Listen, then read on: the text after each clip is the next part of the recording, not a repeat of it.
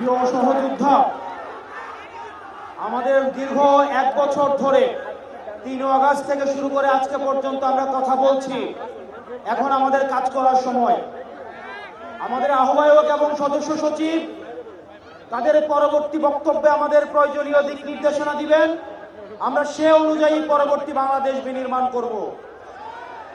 আমি শুধু একটা জিনিসই আপনাদেরকে প্রতিশ্রুতি দিচ্ছি এবং আশ্বস্ত করছি, এইখানে আমার যারা কর্মী রয়েছেন, নেতা রয়েছেন, আমরা আপনাদেরকে প্রতিশ্রুতি দিচ্ছি, কেউ যদি ভয় দেখায়, কেউ যদি হুমকি দেয়, আপনারা পিছু হটবেন না। আমরা জানি এলাকায় এলাকায় আপনাদেরকে বাধা দেওয়া হচ্ছে, এনসিপির কর্মীদেরকে বাধা দেওয়া হচ্ছে। আমরা দেখতে কণ্ঠে বলতে চাই, টেকনাফ থেকে তেঁতুলিয়া, রূপসা থেকে পাথুরিয়া, এনসিপির একটা নেতা কর্মীর দিকে যদি কেউ চোখ তুলে তাকায়, আমরা তাকে রাজনৈতিক ভাবে মোকাবেলা করব।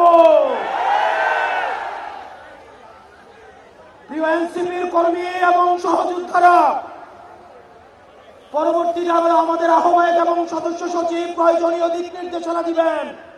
আমাদের যদি জীবন চলে যায়, আমরা তাদের দিক নির্দেশনা বাস্তবায়ন করব। ইনকিলাব ইনকিলাব ইনকিলাব ইনকিলাব, কথায় কথায় বাংলা ছাড়, এই দেশ আমার দেশ।